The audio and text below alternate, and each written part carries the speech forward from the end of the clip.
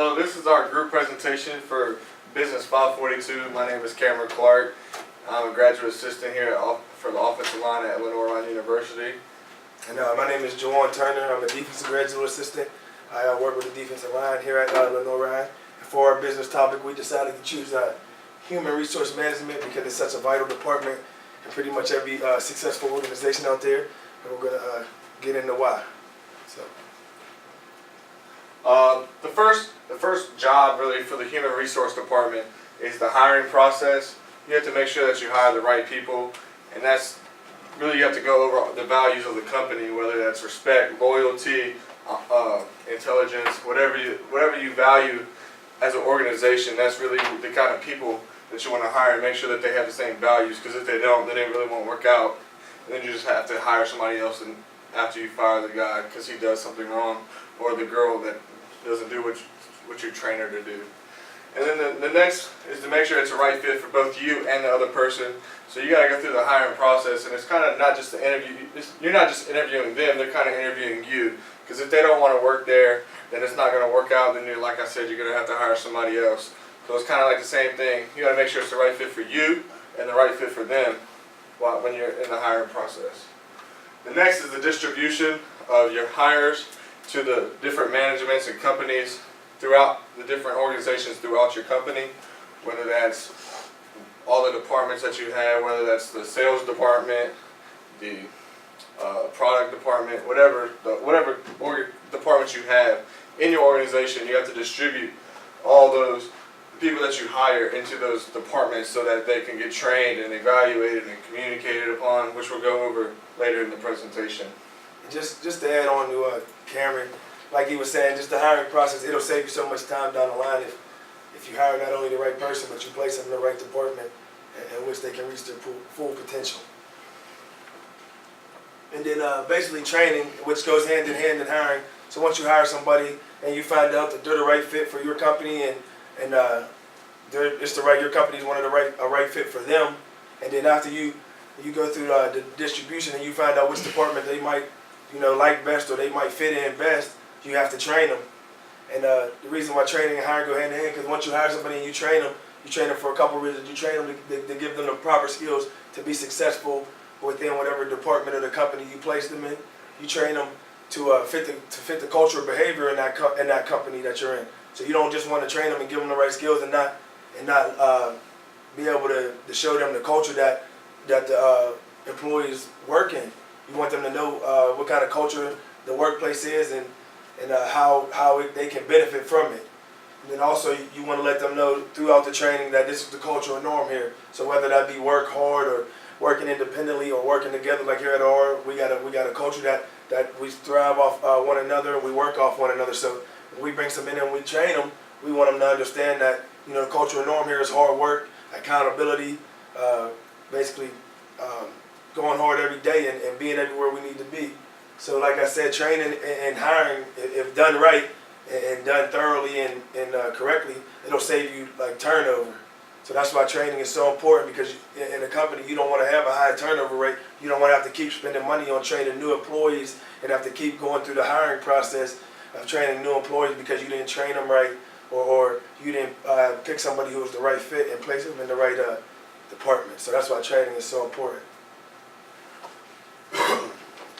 Next we have is communication, and as we learned in the case study that we did last week, that communication is really key in your whole organization. With the TD company, they had some miscommunication where they weren't speaking the same language. So when you're going through the training process and the hiring process, you got to make sure that each department, when they're getting trained, is speaking the same, that their employee is speaking the same jargon as the manager or the other co-workers that they're working with. So that's kind of where they're aligned verbally, is we got to make sure that whatever I say, you kind of speak it to the other co-workers and you know what I'm saying. It's no miscommunication in our words. And then our goals for the communication, we got the HR department has to communicate with the department heads of the goals that they need to reach and make sure that those goals are being worked toward. If the goals are not being worked toward, then you either got to change the goals, which is probably not likely in a company because you got to meet the status quo and the quota that you want the company to achieve, or you got to, like we said, mention turnover. You don't want to keep firing people, so you got to make sure that when you train them that they're able to work towards the goal that the company has set forward and the HR department has set forward for each department. So that communication is really big after the training to make sure they're speaking the same language as everybody else in the company, whether that's in the sales department, the HR department, or any other department in the company, that they're all speaking the same language, which is critical. And then after you go through the hiring process and then you train your employees and you get them on, you get them associated with the culture and you get them into the culture and you got them believing in the cultural norms and you got them buying into how to behave within the workplace and you got them speaking the same language, you got them understanding the language of the culture and the jargon coming from up above, and that's how you really know that things are starting to work and things are starting to progress and that worker is really starting to buy in. And it's something you can see just through observation, but that observation we call evaluation. So part of the HR department, after they hire you and train you and communicate and make sure everybody's on the same page, they got to evaluate you to make sure that everything they've done up until this point is working. Like if without evaluation, we wouldn't know where we were at, progress-wise. So the HR department, every so many months, they got to come in and they got to evaluate a worker to make sure, they're doing the things they need to, they're using the proper training that they got, that they're still communicating not only with other coworkers, but people higher up or people underneath them. Because communication is key, like Cameron was saying. It's sometimes what keeps a company running smoothly. And even in evaluation, after you evaluate someone, you got to have the proper incentives or reinforcements to either reinforce a behavior. You got to have the proper incentive to reinforce a behavior, or you got to take away something to maybe reinforce the behavior. So evaluation is key in keeping workers motivated and keeping them on track and keeping the company on track and being able to track progress. Like Cameron was saying, you got to be able to understand if your company's moving backwards, that you got to go in and maybe realign some things to reach your goal. And without evaluation, you won't be able to tell that. So evaluation is key, and then incentive-based evaluation. So if an employee is doing good within the company, we got to be able to give them something to let them know that. We got to be able to praise our employees as well as show them some love so that they understand that we enjoy them, we appreciate their hard work, and that their hard work isn't going unnoticed. Everybody loves a pat on the back or a compliment here and there, but with this evaluation, giving them some type of incentive, whether it's a gift card or a gas card or a raise or a promotion, like that's what keeps people coming to work happy every day. That keeps them working hard. That keeps them feeling a part of the company. Is those incentives and those evaluations. And that's what keeps our company thriving and keeps our company on track with, like Coach Cameron said, the status quo.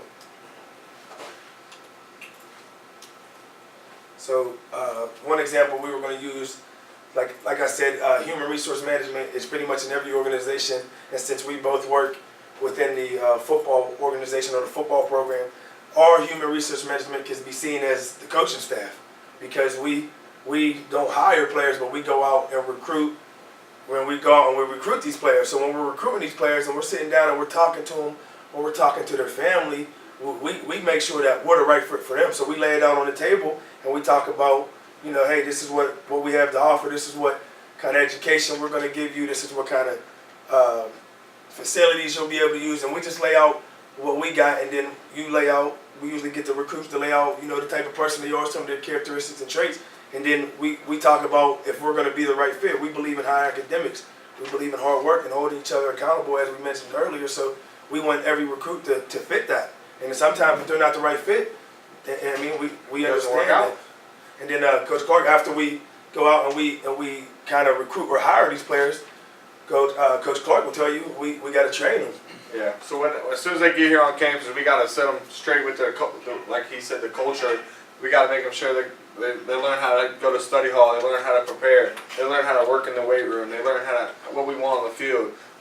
They learn how our playbook is, our communication, how we communicate the plays, what we use in how we say certain drill specific communication. As if you're playing too low, if you don't take the right step, all the footwork, we have different jargon for each step we take. So the players got to understand that and know the communication. And then, like Coach Turner is going to tell you in a minute, how are we going to evaluate them after the season or after the semester or whenever we decide to do the incentives. So like as Coach Clark was saying, once as I said, once we bring them in and we go recruit the players and they're a right fit, and we bring them in and we put them, whether they're a quarterback or a running back or an offensive lineman or a D lineman or whatever. Like Coach Clark said, we come in, we train you. We train you to be the best offensive lineman or quarterback that you can be, or defensive lineman, and then we communicate with you our language. Because once we know you know our language, we know you bought into our culture and you understand our culture.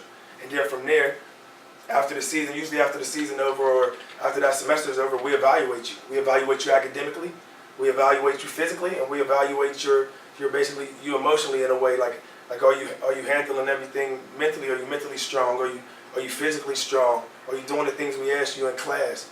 Is your GPA up? Are your grades good? Is your relationship with your teachers good? And these are all ways that we evaluate our players, and then we give them incentives based off that. You got a high GPA, your grades are good, you're working hard, you're